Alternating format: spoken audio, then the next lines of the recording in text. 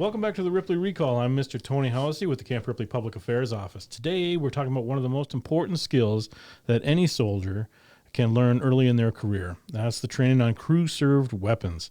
These are the weapons that provide sustained firepower on the battlefield. Things like the M250 caliber machine gun, the M249 squad automatic weapon, the 240 7.62 millimeter machine gun, or even the Mark 19 40 millimeter grenade launcher. That's right. These systems are the backbone of suppressive fire and battlefield dominance. They allow units to control terrain, protect maneuvering elements, and bring overwhelming firepower against enemy forces. But what many people may not realize is just how much training actually goes into operating them safely and effectively. You can't just pick up a crew-served weapon and shoot it. No. I mean, I certainly couldn't. Maybe you could, Tony, but we'll see. We'll see. No, you're exactly right.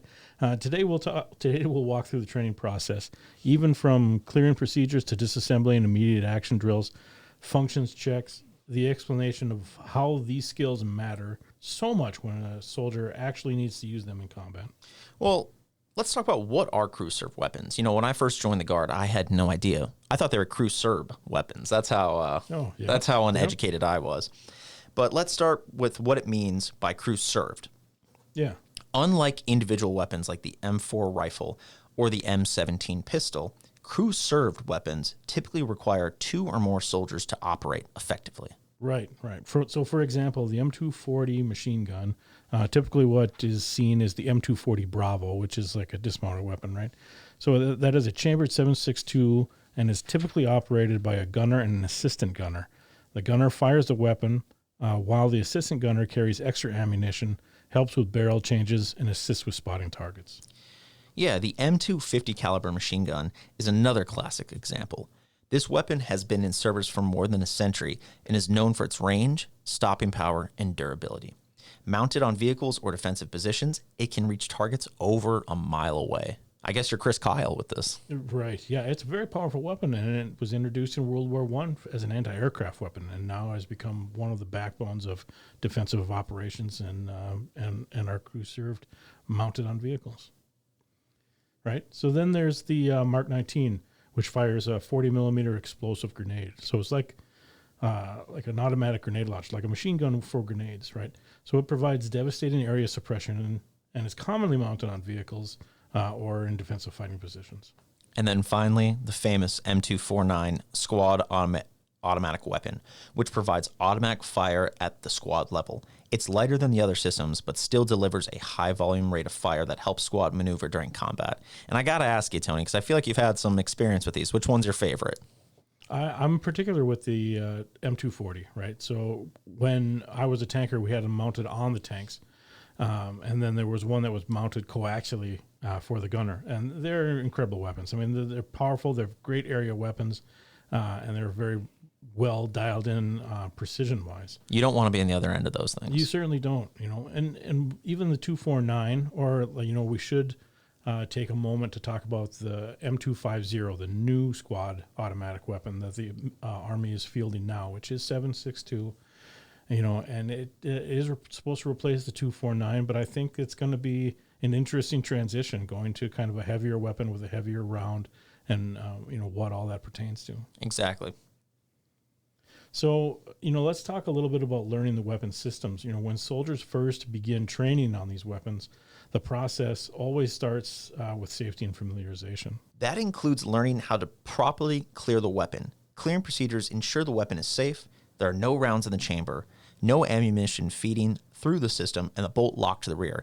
And, a thing that doesn't get talked about a lot is weapons cleaning. I know you've experienced that once or twice in the barracks there, Tony. Yeah, but I mean, certainly. If your weapon is not clean, you're not doing any damage at all. And it's an important thing that soldiers learn how to do with these weapons. Right. Yep. Familiarization and weapon maintenance is critical. What you talked about clearing, and clearing might sound simple, but it is absolutely critical. These weapons fire powerful ammunition at high rates. So ensuring the weapon is safe protects both the crew and everyone around them. And it is a little bit more. You have to follow procedures somewhat in order, depending on the type of weapon that you're firing. Well, you got to make sure everyone's safe when you're utilizing these weapons. Absolutely. Yeah, and for From there, soldiers move into disassembly and reassembly training. They learn how to break the weapon down into its main components. And I mean, that's a critical skill because if your weapon jams or something's going on, you need to figure out how to take that thing apart quick and then reassemble it and get back in the fight. Certainly. And that might include removing of a barrel, separating the bolt or operating rod assembly, and inspecting key parts where damaged, where, you might have a malfunction that only requires the disassembly of a certain part of the weapon, or in a lot of cases, under a high rate of fire and a continuous rate of fire, the barrel will get hot and those need to be changed. Otherwise, you're starting to lose your effectiveness. Yeah, and then there's the reverse process, putting the weapon back together.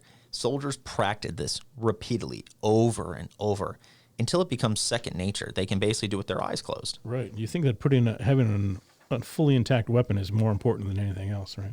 Yeah, I mean, one of the most important parts of the crew serve weapons training is learning immediate action procedures.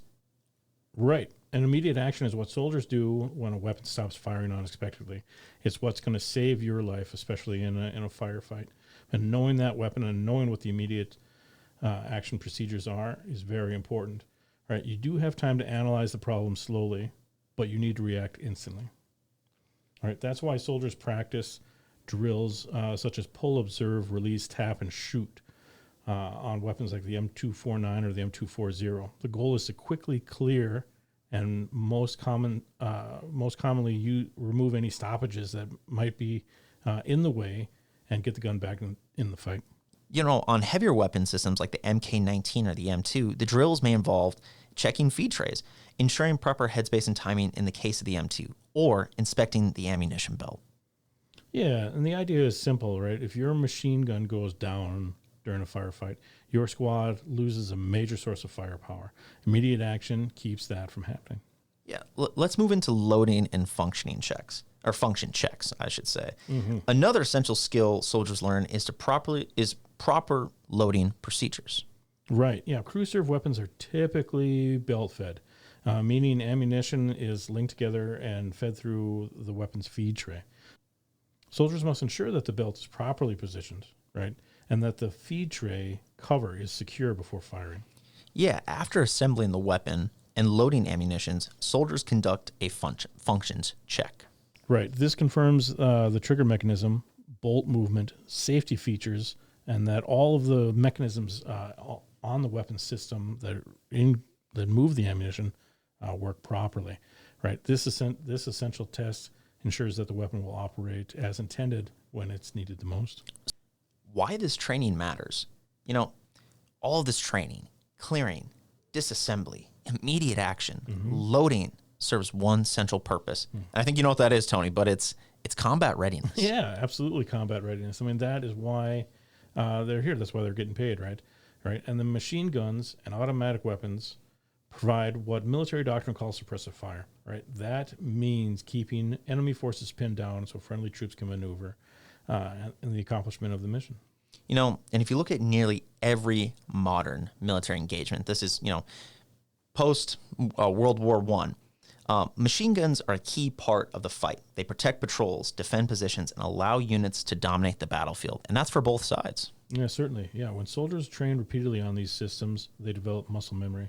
Yeah, so in stressful environments, that muscle memory allows them to perform tasks quickly and correctly. Yeah, and that's the difference between life and death. If you're in a situation where you can't have time to react, if your body knows what it's supposed to do, you're going to protect yourself by knowing how to work these weapon systems. Right. There's no time to check a manual when you're on a firefight. Really? I didn't know that. Come on, Tony.